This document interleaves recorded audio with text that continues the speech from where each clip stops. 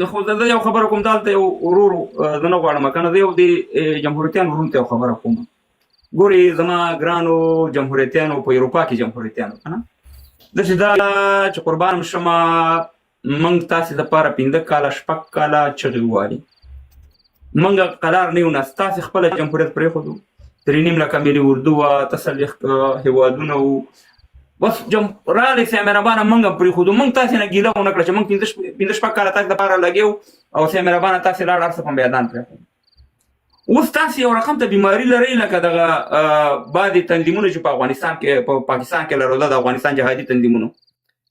تاسې خپله راځئ په جمهوریت باندې نیوکې م کوئ یو بل ته کنځلې م کوئ توهین م کوئ جمهوریت یې ده کوي هغه هېڅ خبره نه ده خو که موږ معمولي خبره وکړه تاسې باندې بده لګېږي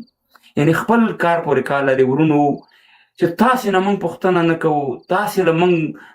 زه یو پوښتنه کومه زه لاړم افغانستان ته ما ستاسې په سر باندې د طالبانو سره مبارزه کولی جمهوریت په حق کې هغه خلکو په خلاف چې ما خبرې کولې هغې ما ته عزت او احترام راکړو زه یې ونازولم زما هرکلی وکړو تا دپاره مې چې مبارزه کړې وه تا دپاره تا مقه ویډیوګانې چې ستا دپاره مې کړې وي او د ستا په دفاع کې کړې هغه تا راویستې زما په خلاف باندې نو ته ماته ووایه چې اوس ته ښه شوې که دا ښه شو زمونږ همغه قضیې باندې ولاړ وي څنګه چې مخکې خبرې وي هغه مخکې خبرې م دي وروره چې تاسې نه څوک پوښتنه نه کوي تاسې هېڅ حق نه لرئ چې تاسې خلکو ته ویوه چې ته او بل دلته ډیموکراسي لکه د وراره جان چې دا خبره وکړه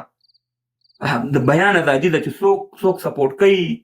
څوک د چا دغه دي دلته ډېر انګریزان دي دلته راځي وروره د فلسطین دپاره ډېر یهودان دي دلته راځي د اسرائیل په خلاف باندې د مهربانه مظاهرې کوي په دې لندن کې نارت د اسرائیلو په ریاست وي خپله اسرائیلیان دي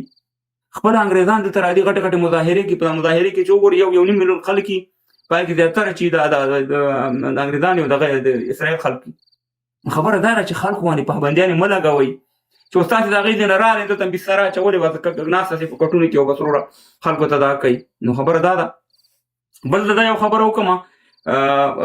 زه مزدور کاره سړی یم ښه دغه بعضې ورونه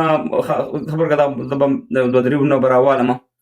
زه مزدور کاره سړی یم زه په مزدورۍ نه شرمېږم ښه ابا دلته یو لیکلي چې ټیمو څنګه شو ټیمو بلکل ښه دی 2 روپۍ ګټه ترې راځي 50 یورو یا 50 پونډه یا 80 ډالره ما ته دې ویډیو راکوي زه تاسو ته وایم چې تاسو ته څه تکلیف دی و ټیمو کمپنۍ ده د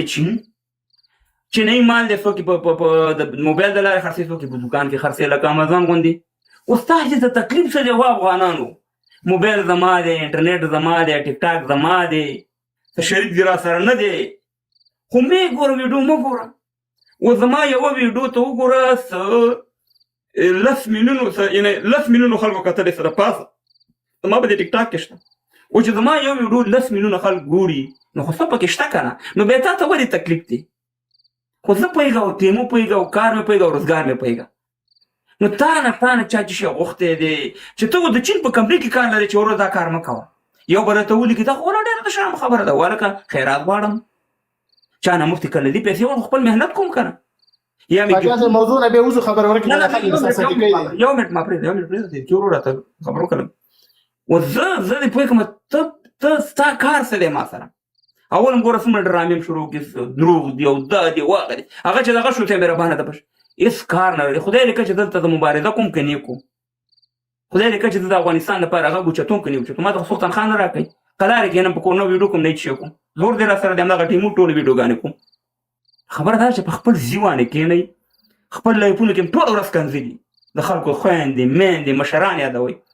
قسم درته خورم که دا زه په دې خاطر وایم نه چې مبین صاحب زما ملګری دی قسم درته خورم چې مبین صاحب د خولې نه کوم الفاظ د ډاکټر صاحب نجیب یا د اشرف غني صاحب په دغه دي قسم دی چې تاسو یې مجبوروئ لکه چې تاسو د هغه مشرانو ته کنځل توهین کوئ هغه مجبوره کړئ چې ورور تاسو ته کنځلې وکړي دغه ډاکټر صاحب نجیب پې تاسې کنځئ د اشرف غني صاحب پې تاسې کنځئ د جنرال مبین صاحب سره زما څومره لایفونه شوي یو لایف یې ته وښیوه چې دی اشرف غني صاحب ته توهین کړی زما په لایف کې یا ډاکټر صاحب نجیب ته کړی ځکه زه ورته احترام لرم د مشرانو ته ځکه هغه احترام لري خبره هم نه کوي د هغې په طرف باندې خو تاسې خو چې سار او مازدیګر پاکستانی دی غلام دی دا دی هغه دی نو هغه راته په مقابل کې څه شی وایي چې ته اوس ما د کنځلې کوې تا ته څه شی وکړم خبره دلته دا ده چې ورونو باید موږ د دې شي نه د یو بل ته احترام ولرو د یو بل د مشرانو احترام وکړو د طالب مشر ښه دی بد دی هر څه دی هغه وایي دا ما مشر دی چې ورته ولې کنځلې کوې، ولې په بد رد دی، ولې په توهین دی. اوس زما پلار یا زما مشر دی، کار څومره سره زما ورانه د پردي سړي د خبره خو نه پرېږدو کېږي که نه. او بیا د الله تعالی په قرآن کې فرمایلي دي چې تاسې د کفار دي ته خو انسانان افغانان مسلمانان خو پرېږده موږ او تاسې چې تاسې د کفارو بوتانو ته په دغه کې په بد رد مه وایه چې ستاسې اصلي خدای ته به کنځلې وشي. که په ما چې د اشرف غني صاحب ګران دي زه ولاکې د طالب مشر ته کنځلې وکړم، که په ما چې د ډاکټر صاحب نجیب ګران دي ولاکې زه د طالب مشر ته توهین وکړم. ځکه زه پوهېږم که د هغې ته توهین کوم مقابل کې راته توهین کېږي، ولې په خلکو باندې د ډاکټر نجیب یاد کړم، ولې په خلکو باندې اشرف غني صاحب یاد کړم. خو ټول همدا تاسې د لاسه وروره بس د خدای په لحاظ باندې الله تعالی مې عزتمن لره خوشحاله اوسې. لمبر خبرې سره دغه امازي خبره یاد شو، ویډیو کړی ول تاسو وایي دلته شپه ورځ په لیپو کې د جمهوریت والا وته ویډیو یو شپه ورځ په لیپو کې یو بل ته توهینونه یو د بل مشران کته پورته کوي. او وایي چې وایي اوسني نظام وایي یو پیردار وایي د خپل نوم واوري قربان سره وایي تاسو وایي په دغه باندې په دغه حالات په دغه اتفاق بیا تاسو ورځي بیا تاسو جګړه کوي بیا تاسو جنسي ډېره بدبختي او بله خبره دا ده چې باچا صاحب ټیمونه غوټه را روانه ده، میدان وایي کې تیاره پرته ده، د خیره راورسي اولین ځل دی چې وروره که ډېر شیان یې په مفته کې رالیږلي دي چې راسي د خیره بیا مو ویډیوګانو ته وګوره چې داسې نه بعد ولې کې مفتي څنګه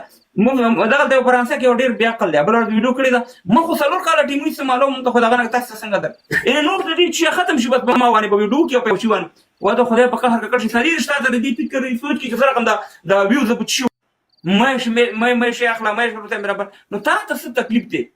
تکلیف دا نه دی چې دا غني دا خبره چې ته هر خبره وکي دې د سره مخالفت خي لکه چې دې کنځلې ونی کول دا شي کارونه ونی کوي به په شي